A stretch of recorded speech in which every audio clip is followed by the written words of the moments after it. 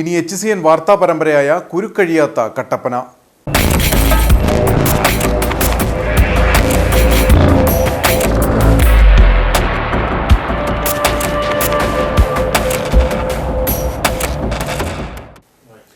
കട്ടപ്പന നഗരത്തിൽ ഗതാഗതക്കുരുക്ക് രൂക്ഷം. കൃത്യമായി ട്രാഫിക് സംവിധാനങ്ങൾ ഒരുക്കാത്തതാണ് ഗതാഗതക്കുരുക്ക് രൂക്ഷമാകാൻ കാരണമെന്നാണ് ഉയരുന്ന ആക്ഷേപം. കട്ടപ്പന നഗരത്തിലെ ഏറ്റവും തിരക്കേറിയ അശോക ജംഗ്ഷൻ, പള്ളിക്കവല, ജ്യോതിസ്പടി, ഇടുക്കിക്കവല എന്നിവിടങ്ങളിലാണ് ഗതാഗതക്കുരുക്ക് രൂക്ഷമാകുന്നത്. രാവിലെയും വൈകുന്നേരങ്ങളിലുമാണ് ഇവിടങ്ങളിൽ ഗതാഗതക്കുരുക്ക് രൂക്ഷം.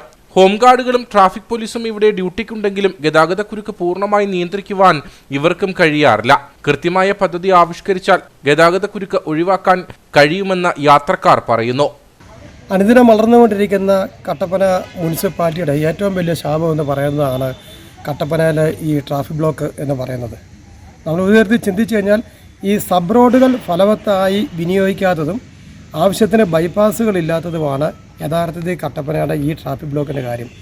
നമ്മൾ ഇങ്ങനെ ചിന്തിച്ചാൽ ശരിക്കും കട്ടപ്പനയിൽ ഒരു പർച്ചേസിങ്ങിന് വരുന്ന ആളുകൾ ഒരു സാധനം വാങ്ങണമെന്നുണ്ടെങ്കിൽ ദൂര സ്ഥലത്ത് വണ്ടി കിട്ടിയിട്ട് വെയിലും മഴയൊന്നും അവഗണിച്ചുകൊണ്ട് അവർ കടകളിൽ സാധനം മേടിക്കാൻ വേണ്ട അവസ്ഥയാണ്. അതുകൊണ്ട് പലർക്കും കച്ചവടങ്ങൾ നേരെ നടക്കുന്നില്ല.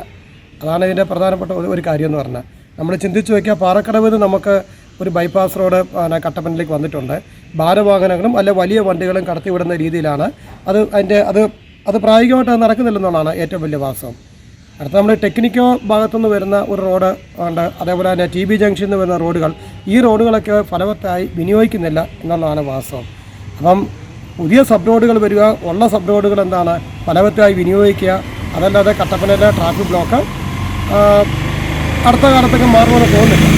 കാരണം തമിഴ്നാട്ടിൽ നിന്നൊക്കെ വരുന്ന നിരവധി വാഹനങ്ങൾ അവർ വഴി അറിയാതെ ശരിക്കും പറഞ്ഞാൽ അവർ കോട്ടയത്തേക്കോ അല്ലെങ്കിൽ എറണാകുളത്തേക്കോ പോകേണ്ട ഒരിക്കലും അവർ വഴി മാറ്റി വിട്ട് കഴിഞ്ഞാൽ ഈ ടൗണിൽ കയറാതെ ഭാരവണ്ടികൾ ഉൾപ്പെടെയുള്ള ടൗണിൽ കയറാതെ അത് പോയാൽ അത് തിരക്ക് കുറയുകയും ചെയ്യും.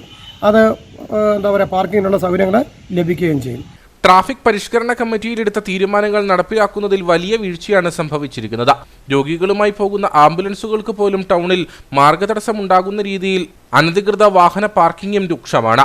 ബന്ധപ്പെട്ട വകുപ്പുകളും പോലീസും അടിയന്തര ഇടപെടൽ നടത്തി ഗതാഗതക്കുരുക്കിന് ശാശ്വത പരിഹാരം കണ്ടെത്തണമെന്ന ആവശ്യമാണ് ഉയരുന്നത്.